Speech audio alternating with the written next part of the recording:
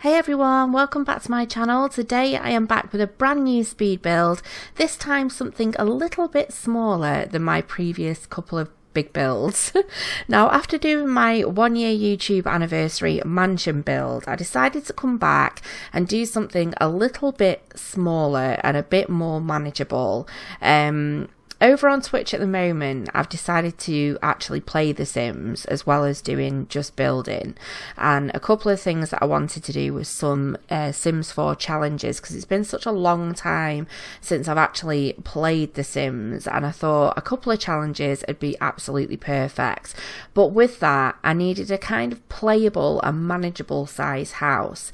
Now, this isn't something that I'm currently going to be using for the challenges, but it did get me thinking that it would be really nice to do something a bit more manageable and a bit more playable, because I was actually saying that in game, as much as I love building huge mansions, I actually prefer playing in much smaller houses, because I find it's a lot more kind of easier to play. Everything's within reach, and this is what I had in mind when I came to build this house. So initially, I wanted to build a little suburban home, which was just on 1 story, even though it deceptively looks like it's on 2.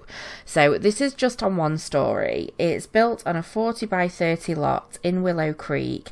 It's a 3-bed, 2-bathroom build, and it comes in at just less than 215,000 simoleons. So it's still pretty steep in price, but it's definitely a lot smaller. So even though I didn't have a particular family in mind for this particular build when I started to build it, it was only after I got onto the inside of the build that I really started to realise who exactly I wanted to build this for. Now, it was actually not until I got onto the kitchen after I'd done the living room and living areas that I noticed that I had leaned towards the kind of greyer and black and reddish type of tones. They were kind of very masculine looking, and I was going to build this house initially for like a professional young couple, or maybe like a starter family.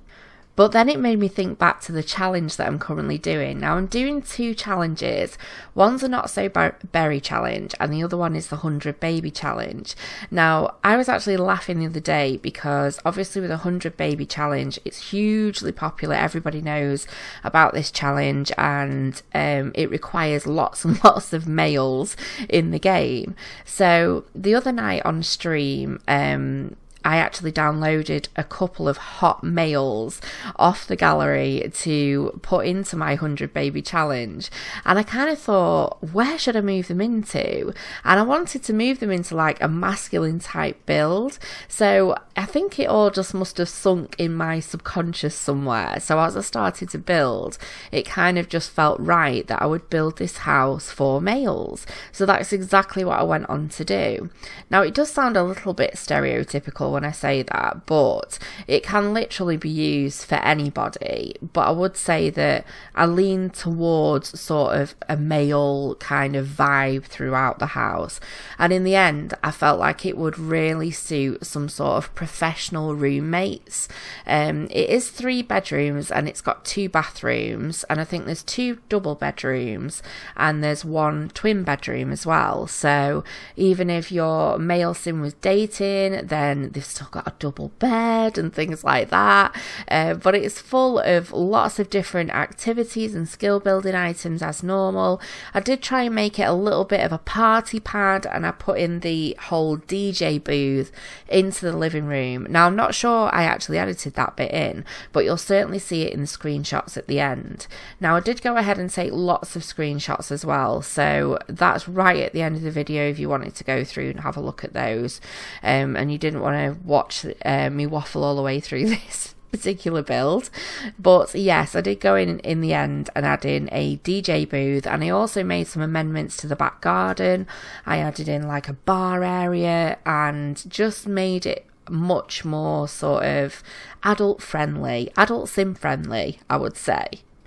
Now, after I decided to make this big change with the interior, I did, like I say, I did make some changes to the outside, and I did sort of sit back and think, if I was really going to start out building a home for the males, I would have probably done something with a bit more of a modern vibe.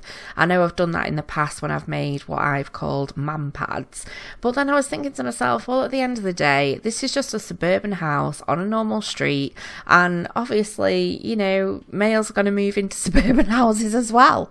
So I figured, well, I'll just keep it how it is. So it does look like quite a nice family home from the outside, and certainly if you wanted to use it as a family home, you could still change up the interior quite easily, you know, to fit your sim family needs. So even though at this particular point I didn't exactly know what family I had in mind, I did seem to keep it quite clean, like quite clean lines. It was very well manicured. There wasn't loads of rubbish or anything like that. I mean, you can see me here putting in like a play swing. Obviously, I go ahead and remove that afterwards after I made the amendments. But yeah, it's quite a clean looking build from the outside anyway. It looks more of a professional type of home. It was also really nice to be building back in Willow Creek. This particular lot is a 40 by 30 lot, and it overlooks kind of like the whole like, I don't know if it's a bay or it's like the waterfront basically. And I think in the original base game it's actually one of the community lots on the bottom left hand side, but the views from this particular lot are absolutely incredible, and it's one of my favourite spots. So I've done a lot of building in Brindleston Bay since I've been back, and that is a beautiful world. And I was actually thinking I've not done much building in Windenburg, so I think that's going to be the destination for my next build coming up. But yeah, it was nice and refreshing to be back in Willow Creek and doing some building again there. But as you can see, moving on to this living room, it's very grey. And I don't know what made me sort of lean towards this grey so much. I did kind of feel like it was a little bit wishy-washy and a bit too grey, so I do try and add some different tones in it as I start to kind of like have a little play around with it. I did end up taking quite a bit of time on this living room as well. It just seemed to take me forever to kind of like get my head round.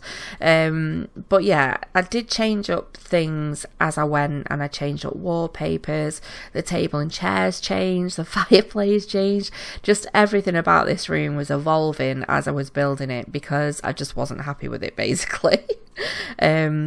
But yeah, still at this moment in time, I was still building potentially for a family. So it's only after really I get onto the kitchen area. But I must admit at this point I was thinking, well, the interior could be for kind of like a professional couple. So yeah, I just kind of went with it. I must admit, I've used grey quite a lot recently, and it's not normally a colour that I would lean towards, but I have noticed in a few builds that I have been using this particular grey. And then I was thinking the other day, there's a colour palette challenge out where you go onto a website and you find a particular colour palette, and then you have to make a build around those colours. And I was thinking, well, actually, when you kind of get stuck in a particular, how would I say it, colour mindset, like I say, you know, I'm leaning towards sort of greys and blues I think at the moment, I thought that might be a really good way to kind of pull myself back out of that by not just doing the colour palette challenge, but maybe potentially using that as a way to kind of spice up, you know, my imagination, to use some different colours that I wouldn't ordinarily think of. So I might actually do that in my next build and see how it turns out. But yeah, I did feel like this kitchen was ultra modern, and I don't know whether it really particularly fit with the outside of the build, but then when I think about it, there are so many suburban homes that have undergone renovations and they've become so much more modern inside. And normally I like to match the outside of the house with the inside, but in this instance, obviously, A, I didn't, but B, I kind of thought, well, you know, does it really matter? So it might not be to everybody's taste, but obviously it was around about now that I started to sit back and think, this is looking fairly masculine, like maybe I should go ahead and build for some guys instead. So that's what I did, and then obviously as I move on to the bedrooms, you will see that I just made every single one of them very masculine based. So in my mind I was thinking a bunch of guys that are all roommates, maybe professionals. Well, they would have to be professionals to afford it, but I kind of had that in mind at this point. So all of the bedrooms went on to be, you know, kind of male orientated. But I think having that in my mind at this point suddenly kind of made building a whole lot different for me, because it made me use colours that I wouldn't ordinarily use by keeping a build neutral throughout. So I actually really enjoyed building at this point, because I was thinking, this is a lot of fun. I quite like this. A lot of the builds and bedrooms and things like that I create tend to be fairly feminine or neutral. I think it's only when I come to do the kids' rooms that I really change up the style or the colours, for instance. So yeah, this was quite fun for me to do. It was something a bit different. I'm also leaning towards this teal colour a lot. I've noticed that, and I don't know whether it's because I started the Not So Berry challenge, and obviously her main colour really is this kind of like tealy colour. I think, you know, that maybe that's where that came from, but I'm quite liking this particular colour.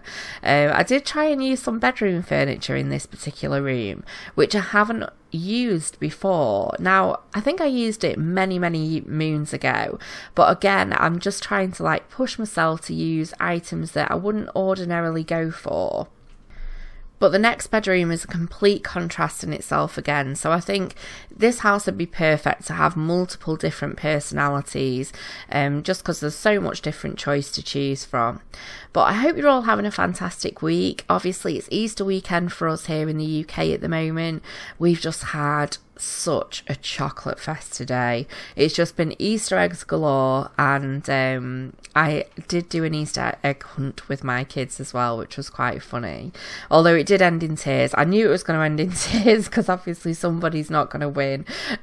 Even though I did say we would split all the eggs equally, there was still tears, but I think it was probably sugar induced tears.